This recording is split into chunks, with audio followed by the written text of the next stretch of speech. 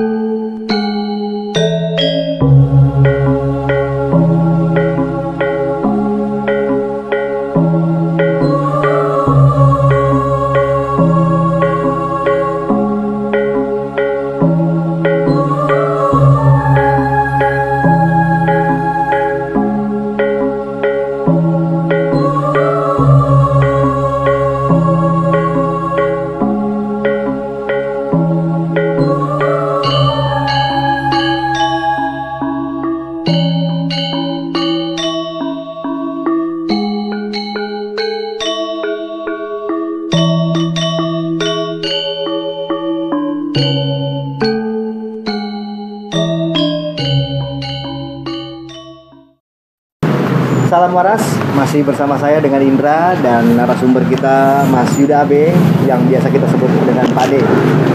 Oke. Di konten kita kali ini sebetulnya konten ini kita buat masih dalam situasi survei kemarin ya Pak D ya. Karena memang tempatnya memang asik banget untuk dieksplor. Jadi kita sekalian aja lah bikin konten untuk episode selanjutnya. Nah ini episode kita kali ini adalah indigo ya Pak D ya. Nah kita sedikit akan coba bahas atau coba korek apa sih indigo, apa sih arti indigo dan bagaimana sih orang yang disebut dengan indigo. Nah, pertanyaan pertama adalah apa arti dari indigo itu Pak? Indigo itu sebutan seseorang yang bisa mengeluarkan indera ke-6, ke-7, ke-8 dan seterusnya. Oke. Oh, berarti indera itu bukan cuma sampai ke batas 5 sampai 6. 6, 7, 8, 9 dan seterusnya. Ada. Oke. Nah, ini menarik nih guys. Saya sendiri baru tahu. Nah, oke. Terus ada ciri-ciri nggak sih orang indigo? Ya. Ini ciri secara fisik atau ciri secara kelebihan dulu? Secara fisik. Oke. Kalau ciri secara fisik tidak terlalu signifikan. Enggak ya. Tidak biasa kayak orang biasa. Kayak orang biasa, cuman ya kan. Jadi indera kita kan ada 5 nih ya. Ya. Indera kita ada 5. Ketika mereka disebut indigo, salah satu inderanya mencuat, naik punya kelebihan. Betul. Entah itu indera penciuman, pendengaran, penglihatan dan lain sebagainya. Bahkan indera pengecapan suara. Kadang-kadang ada seorang indigo yang dia ngomong nggak sadar, tapi omongannya bener, kan gitu. Ada seorang indigo yang dia bisa mendengarkan, tapi tidak bisa melihat. Ada yang hanya bisa melihat, tapi tidak bisa mendengarkan. Nah, jadi masing-masing itu kalau ini bisa mendengar, bisa melihat, berarti indera ke-6, ke-7, ke-8, ke-9, seterusnya kebuka. Itu definisinya. Iya kan. Jadi di sini secara fiksi tidak signifikan, hanya biasanya ketika seorang indigo sering punya satu tatapan mata yang tajam, tatapan mata tajam tapi kosong, ya kan? Artinya ya namanya orang berbeda ya, malah cenderung kayak orang apatis. Apatis bukan apatis, sorry. Apa namanya itu? Autis. Nah, cenderung kayak orang autis. Dia asik sendiri gitu. Asik sendiri. Karena ya memang orang lain tidak menyadari apa yang sedang dia lihat, tidak menyadari dengan apa yang sedang dia dengarkan. Betul. Tidak menyadari dengan apa yang dia lakukan, dia alami, ya kan? Dan dia hanya sendiri yang tahu. Itu indigo. Kemudian apa seperti yang tadi Pak De bilang ya, ada yang mencuat kelebihan dari si indera kelimanya ini. Nah, biasanya yang paling banyak dijumpai itu yang mana sih Pak De? Maksudnya yang mencuat itu yang mana? Aduh, masing-masing banyak ya. Saya ketemu dengan orang indigo yang hanya bisa melihat, ada. Orang indigo hanya bisa mendengar, ada. Orang indigo yang hanya bisa berkata, ada. Cuman biasanya yang tereksplor di media itu indigo yang bisa melihat biasanya. Nah itu kan banyak banget nih sekarang di TV atau di channel-channel lain lah gitu kan. Nah yang mencoba mengeksplor orang indigo tersebut. Nah kadang-kadang kalau bisa di-compare gitu loh, ada miss karena memang nggak 100% benar tuh, iya kan? Nah, di sini yang perlu kita garis bawahi, sekarang banyak indigo KW. Maksudnya gimana nih ya? Ini yang menarik, ini yang menarik. Lagi-lagi kita berkaitan dengan logika nih soalnya nih Pak De. Channel kita ini kan di batas logika, jadi kita coba untuk menguat segala sesuatu itu berdasarkan logika. Nah, gimana Pak? Jadi indigo ini sekarang sudah menjadi satu lahan bisnis, ya kan? Jadi banyak bermunculan indigo karbitan.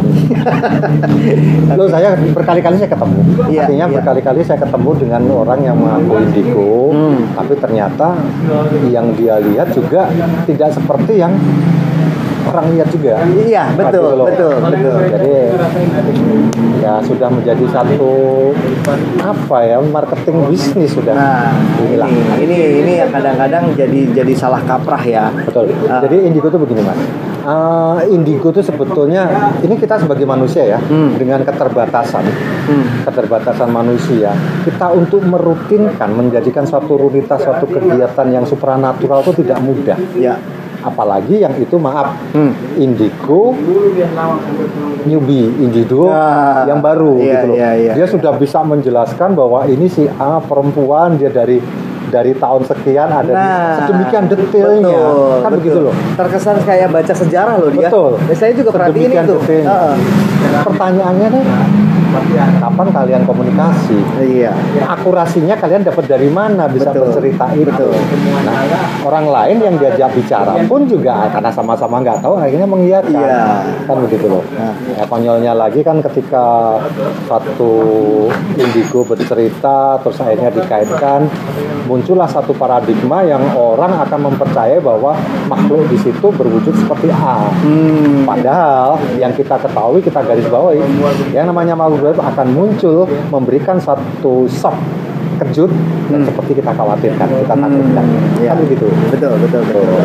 Nah, sekarang pesan moralnya nih buat teman-teman yang nonton channel kita nih Pak De, untuk bisa ngelihat sepintas atau untuk bisa memahami percaya nih orang indigo atau enggak, apa sih Pak De?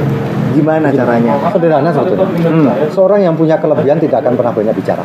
Nah, ingat guys, ya. Jadi semakin pinter, semakin berisi, semakin merunduk ya. Betul. Ya. Jadi di situ orang yang semakin banyak kelebihan tidak akan semakin banyak bicara. Kedua, seorang indigo ya tidak akan mudah mendeklarasikan bahwa dirinya adalah indigo. Karena mereka sadar sebetulnya bahwa masuk ke dimensi mereka, dimensi goib, dimensi alam yang lain, itu bukan sesuatu hal yang mudah. Bukan sesuatu yang bisa diminta sedemikian instannya. Nggak usah jauh-jauh. Contoh seperti kita. Saya praktisi dari tahun 90. Artinya sudah 31 tahun saya menjalani kehidupan seperti ini. Kita ada di sini di rumah angker yang dengan fenomena seperti itu. Mana kita ketemu? Enggak ada. Mana saya bisa menunjukkan sama orang-orang? Tidak. Bahkan saya mencoba tadi menaruh satu kamera di situ dengan tiada siapapun yang harapannya nanti bisa ada satu muncul yang kita inginkan. Itu tergantung nanti dari editor kita. Nanti editor kita ada ngelihat sesuatu atau enggak gitu. Jadi saya tidak menjelekkan itu. Lawang saya aja yang sudah 30 tahun lebih untuk bisa masuk bahkan mengajak orang-orang itu sulit kok.